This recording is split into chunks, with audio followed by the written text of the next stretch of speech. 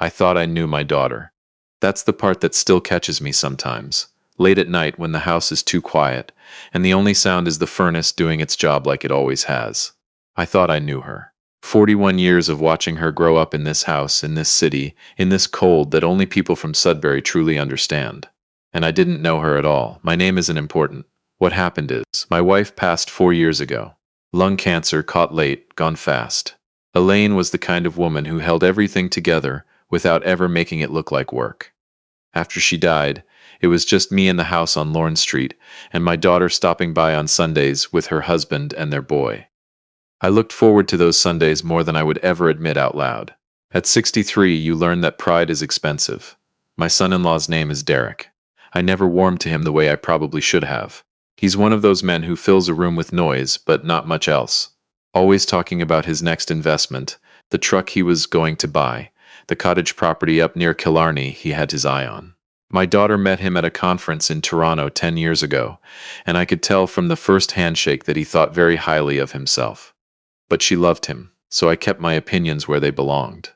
My daughter's name is Joanna. She called me on a Thursday in early February, said she was taking her son, my grandson, 8 years old, name of Finn, down to her sister-in-law's place in London for the long weekend. Something about Finn's cousin's birthday party, a sleepover, the usual chaos of young families. She'd be back Sunday evening. Derek was staying home, she said. Working. I said, fine. I said, have a good time. I said, give Finn a hug from me. She left Friday morning. I know because she texted me a photo of Finn in his booster seat, grinning with a gap where his front tooth used to be. I saved that photo. I still have it. That same Friday afternoon, my furnace started making a sound I didn't like. A low metallic grinding, intermittent, not the usual clunk and settle of an old house in February. In Sudbury in winter, a furnace is not optional. I'm not young enough to pretend otherwise.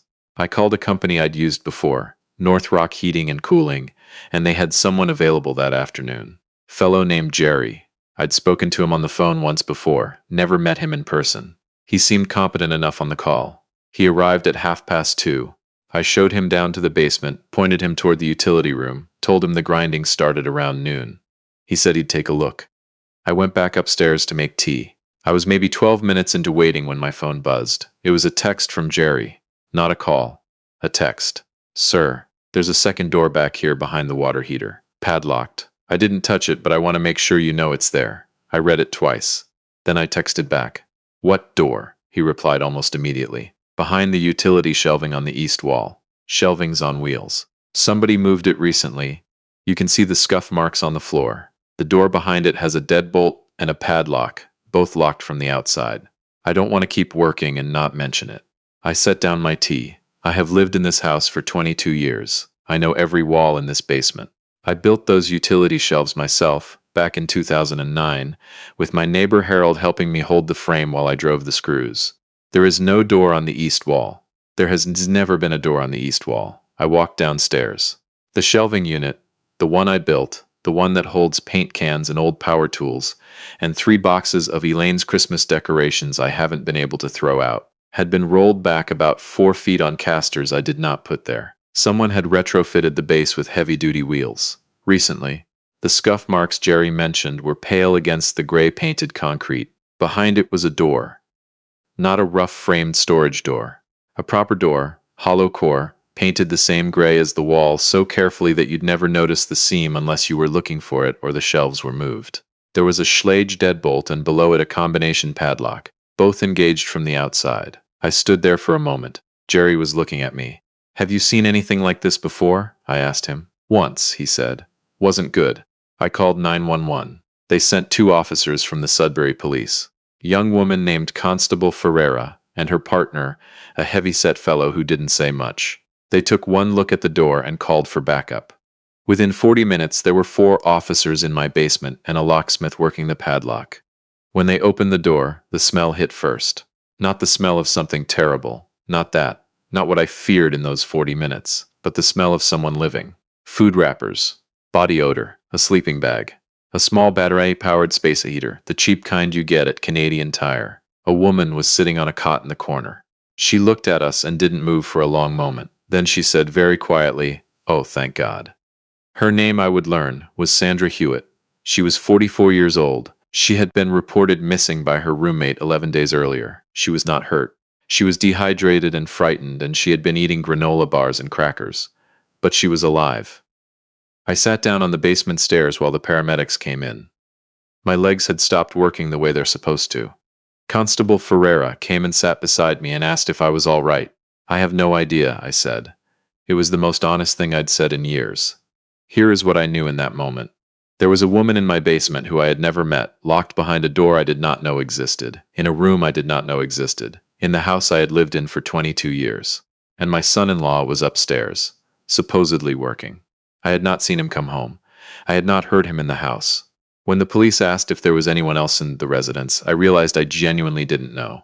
Derek was not upstairs. His truck was not in the driveway. He was gone. What came next was slow, the way bad things usually are. Not the fast, terrible thing that happens, but the slow, terrible understanding of what it means. The police asked me if I'd noticed any changes in the basement recently. Any sounds, any smells. They asked it gently, the way you ask questions to someone you're not quite sure of yet. I understood that, for a little while, I was probably a person of interest too.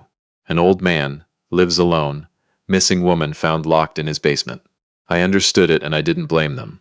I answered everything I could. I had not been in the basement since late November. I had no reason to go down there in winter. The furnace runs itself, and I'm not as spry as I used to be on the stairs. The last time I went down was to pull out Elaine's old soup pot for Remembrance Day dinner. Constable Ferreira wrote all of this down without expression. She asked about my son-in-law. I told her what I knew. He was supposed to be home this weekend. He'd been here when I arrived Thursday. No, wait. Had he? Had I actually seen him, or had Joanna told me he'd be here? I sat with that for a moment. She let me sit with it. He was working from home, I said slowly. That's what Joanna told me. But I didn't come by this weekend. I was just here today because of the furnace.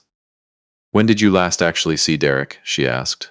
The last time I had seen my son-in-law was 10 days ago, Sunday dinner at their place on Kathleen Street. He'd been quiet that evening. I'd thought he was just tired. 10 days ago? They found the access point 2 hours later. Behind the room where Sandra had been kept, there was a roughed-in crawl space that connected to the side of the house through a window well that had been sealed from the outside with a plywood panel painted to match the foundation. Someone had used it to bring her food. Someone who didn't want to come through the front door. I don't want to describe what I was feeling at this point, because I'm not sure I had feelings exactly. It was more like standing in a very cold room and slowly understanding that the walls were moving inward. My daughter was in London with my grandson, and her husband had apparently built a secret room in my basement, locked a missing woman inside it, and disappeared. I called Joanna. She answered on the second ring, happy and loud, the sound of children in the background. Dad, hey, Finn, I need you to listen to me, I said. I need you to listen carefully and stay calm. There was a pause, a mother's pause, the kind that happens before the children's noise fades because she's walked into another room. Dad, what happened? I told her. Not everything at once, I'm not cruel, but enough. Woman found in my basement. Police here. Derek's truck gone. The silence on the other end was very long. Joanna, I'm here, she said. She sounded like she was somewhere very far away. I'm here, Dad. She did not say, that can't be right. She did not say, there must be a mistake, and I noticed that. I noticed it the way you notice a sound that should be there and isn't. The police contacted London police to do a welfare check on Joanna and Finn, as a precaution. She cooperated fully. She was there, exactly where she said she'd be, and Finn was fine. They let her drive back to Sudbury that evening, with a family liaison officer on the phone. Meanwhile, I stayed in my house and answered questions for 4 hours. What I learned, piece by piece over the following days, was this: Sandra Hewitt was a paralegal who worked at a firm downtown. She had been on the edges of Derek's life in a way I cannot fully detail here, but the police were clear that it was not a romantic situation. Derek owed her money, a significant sum, somewhere in the range of $40,000, borrowed over 2 years on the strength of promises he made and did not keep. Sandra had recently retained a lawyer and was preparing to sue him. She had documentation. He could not afford for that documentation to surface. I don't know when Derek started planning what he did. I don't know how many times he came into my house while I was out. I gave Joanna a key years ago, and she'd given him a copy, and I'd never thought to ask for it back. I don't know how many weekends he told Joanna he was doing renovation work, or storage cleanup, or some project in the basement, while she kept Finn occupied upstairs. What I do know is that at some point he built something in my basement using my ignorance and my trust as construction materials. A room, a door, a set of casters on shelves I built with my own hands. Joanna came home Saturday evening. I was still at the house. The family liaison officer, a kind woman named Constable Pellerin, had stayed with me most of the day. Joanna walked in the front door, and we stood in the hallway for a moment, and then she started to cry, and I held her, and I did not say anything, because there was nothing to say yet. She didn't know. I was sure of it. I am still sure of it, even now. Not because I wanted to believe it. I've been wrong before about the people I trust, but because of the way she went still in that hallway. The way her body understood something before her mind was ready to. The police were sure of it too, eventually. Derek had planned Joanna's trip to London.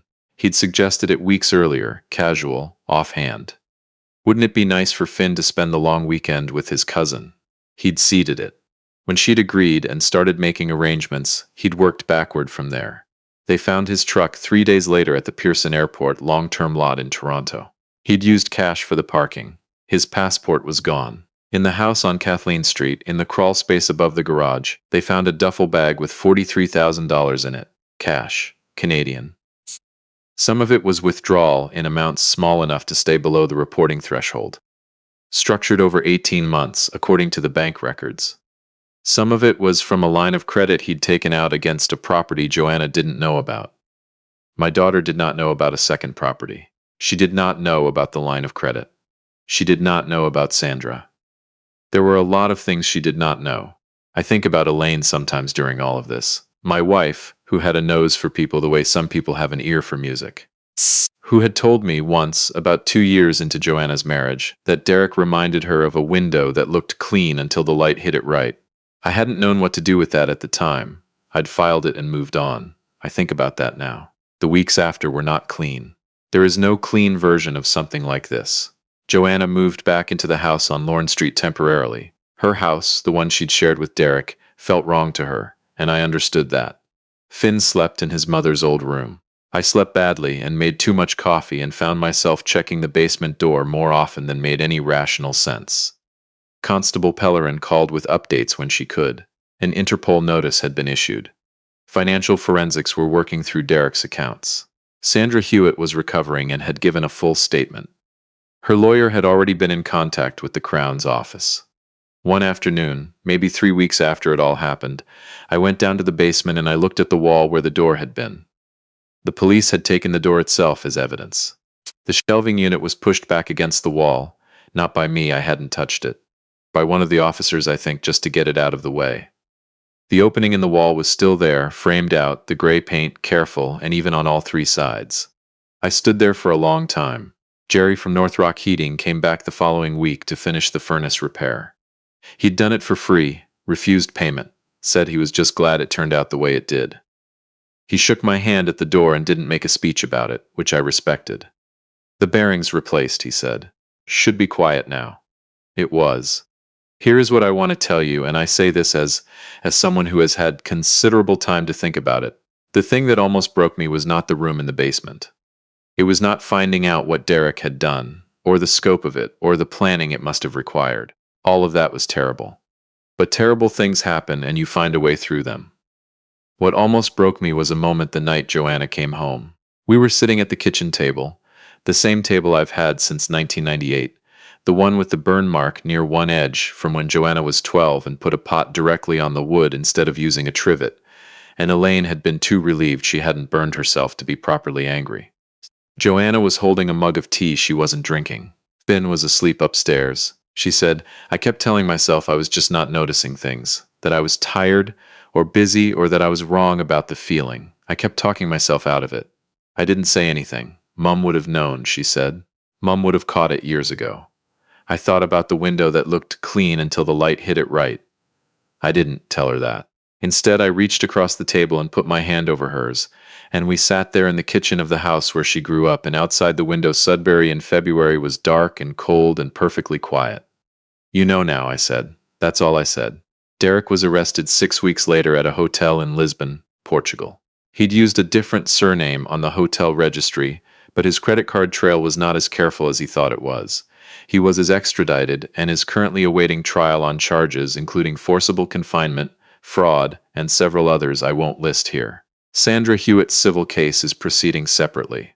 Her lawyer told a reporter, I read this in the Star, that she intended to pursue full recovery. Joanna has a good lawyer too. The house on Kathleen Street is in her name alone. Derek apparently never got around to adding himself to the title, which was one of the few administrative oversights he made. The line of credit against the unknown property is being contested. Finn is 8 years old and he asks occasionally where his father is, and Joanna answers him honestly in the ways that an 8-year-old can hold. She is doing better than I expected, which is to say she is doing the way women like her mother always did. Quietly, steadily, without making it look like work. The room in the basement is framed in drywall now. A contractor came in February, a few weeks after everything happened. I told him I just wanted it sealed. He didn't ask questions, he did good work. I had him build shelves on that wall. Proper shelves, fixed to the studs, not going anywhere. I put Elaine's Christmas things on them, and some of Finn's old toys he's outgrown, but I haven't been able to donate yet, and a few boxes of things from Joanna's childhood that she'll want someday when she has more space. It looks like a basement should look. Jerry was right. The furnace has been quiet ever since. I stood at the top of the stairs last night and listened, and there was nothing, just the hum of a house doing what it's supposed to do. The heat moving through the vents, the cold held back outside where it belongs. I went to bed. I slept fine.